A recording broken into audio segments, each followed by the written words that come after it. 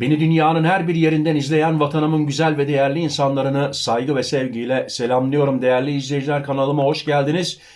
2026 bedelli askerlik ücreti ne kadar oldu? Zam geldi değerli izleyiciler. Yalnız panik yapmaya gerek yok. Size, bakın bu videoda da hazırladım. Size hazırladım. Euro kuruna göre euro şu kadar olursa ne kadar yapıyor?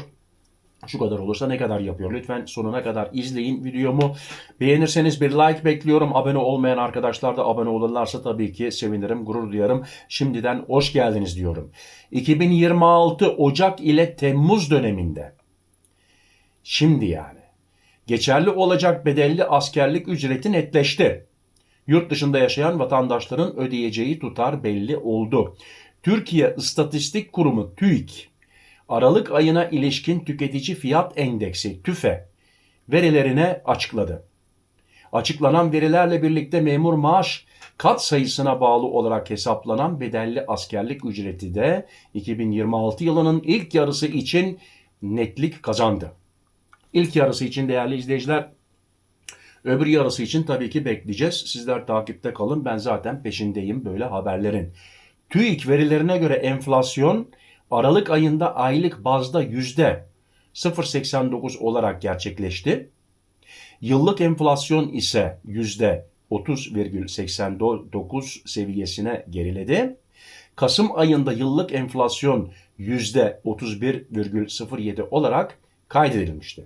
Aralık ayı verilerinin açıklanmasıyla birlikte maaş ve ücret artışlarında temel alınan 6 aylık enflasyon farkı da kesinleşmiş oldu. Tabii ki bu pahalılık, bunlara bakarak bu rakamda belli oluyor. Şimdi bedelli askerlik ücreti 2026 yılı için güncellendi. Memur maaş kat sayısındaki artışa paralel olarak belirlenen bedelli askerlik ücreti Aralık ayı enflasyon rakamlarının açıklanmasının ardından yeniden tekrar tabii ki hesaplandı. Buna göre 2025 yılının ikinci yarısında 280.850 lira 64 kuruş olarak uygulanan bedelli askerlik ücreti, bu geçen seneydi, 280 bin. 6 aylık enflasyon farkı doğrultusunda 2026 yılının ilk yarısı için arttırıldı.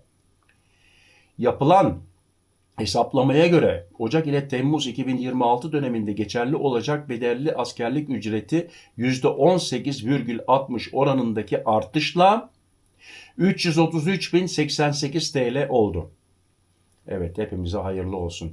Böylece bedelli askerlikten yararlanmak isteyen yükümlülerin ödeyeceği tutar 2026'nın ilk 6 ayı için netleşmiş oldu. Değerli izleyiciler, kapatmayın. Bakın euroyu da söyleyeceğim size ve kuru da söyleyeceğim. 3 tane hazırlık yaptım. Ne kadar olursa kaç euro yapıyor? Dövizle askerlik ücreti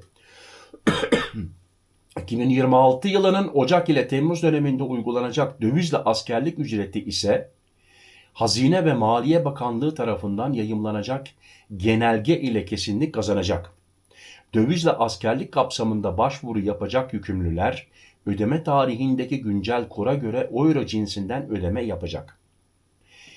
Yetkililer dövizle askerlik ücretinin her dönem olduğu gibi ilgili genelgeyle duyurulacağını belirtirken, başvuru sürecinde kur farklarının da dikkate alınması gerektiğini hatırlattı.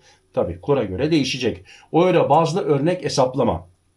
Mevcut kur üzerinden yapılan yaklaşık bir hesaplamaya göre 333.088 TL olarak belirlenen bedelli askerlik ücreti güncel döviz kuru dikkate alındığında yaklaşık 6.600 euroya karşılık geliyor. Ancak bu tutarın ödeme günündeki kur seviyesine göre değişebileceği de vurgulanıyor. Değerli izleyiciler, bu şimdiki 333.088 TL 6.600 euro yapıyor ama şimdiki kura göre, yani 1 euromuz 50 TL 40 kuruştan hesaplanıyor. Ama diyelim ki 55 TL yaptı. 1 euromuz ne yapıyor? 6.056 euro yapmış oluyor. Hadi diyelim çok iyiye gitti. 60 TL oldu 1 euromuz. O zaman 5.550 euro civarında bir para yapıyor. Yani arada bir 1.100 euro fark oynuyor 60 TL'ye çıkarsa tabii ki. Değerli izleyiciler, yalnız bir şeyi fark ettiniz mi? Euro olsun, frank olsun, dolar olsun, ne kadar fazla bunlar değer kazanırsa Türk liramızın değeri tabii ki düşüyor. Ne olmuş oluyor? Türkiye'de de daha fazla pahalılık oluyor. Yani bu bir zincir. Zincir. Buradan kazanıyorsun, buradan kaybediyorsun. Buradan kazanıyorsun, buradan kaybediyorsun. Bana soracak olursanız birebir kalsın. Gerçekten. 1 euro 1 TL olsun, pahalılık gelmesin. Ona göre fiyatlar bir sahiplensin, öyle kalsın. Bana sorarsanız öyle kalsın.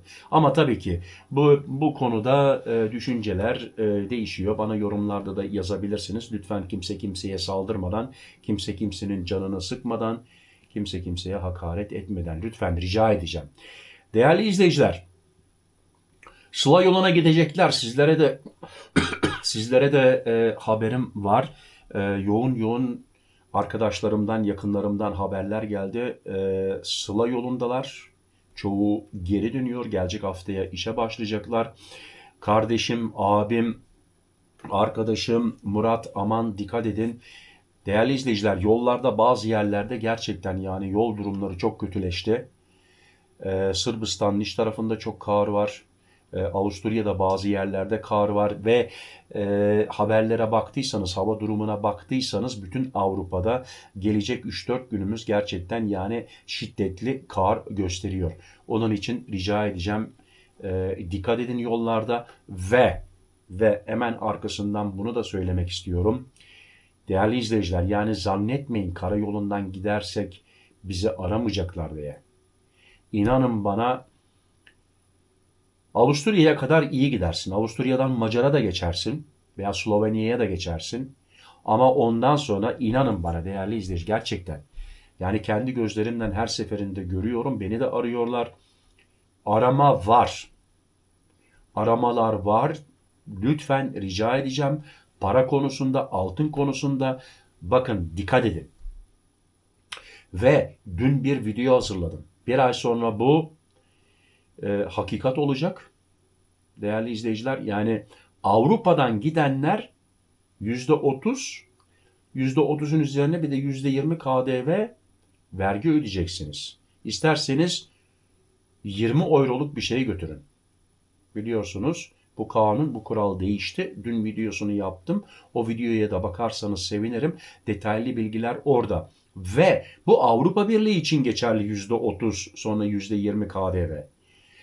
İngiltere, Avrupa değil, İsviçre, benim kaldığım ülke. Burada yaşayan arkadaşlara, izleyicilerime de sesleniyorum. Dikkat, bize %60 oldu. Yani 100 euroluk bir şeye tekrar söylüyorum bak. %60 vergi veriyorsun, yapıyor %160. O 160'a bir de %20 KDV yapıyorsun, yapıyor 32. Ne yaptı? 100 euroluk ürünün geldi 192 euroya. Onun için rica edeceğim, yani iyi düşünün, ne götürmek istiyorsunuz, ne götürmek istemiyorsunuz. Dünkü videomda da söyledi. Ben şahsen elektronik eşyaları zaten derim ki Türkiye'den alın. Neden? Herhangi bir garanti konusu falan olursa orada gidersin satıcıya, dersin ki kardeşim bak bu bozuldu. Bunun garantisi var. 1 sene 2 sene. Bunu değiştir veya yaptırmaya gönder. Ama yurt dışından götürürsen geri getirmen lazım, göndermen lazım, geri gelmesi lazım, tekrar Türkiye'ye götürmen lazım. Bir sürü iş. Zaten bu sınır, vergi konusu da var şimdi. Ayıkla pirincin taşını. Onun için dikkat. Yani Avrupa'daki vatandaşlarımıza sesleniyorum. Yani bu konuda belki şöyle bir düşünmek lazım. Hangisi daha karlı olur? Avrupa'dan mı götüreyim, Türkiye'den mi satın alayım? Bana sorarsanız Türkiye'de her şey var zaten. Hiçbir şey götürmeye gerek yok.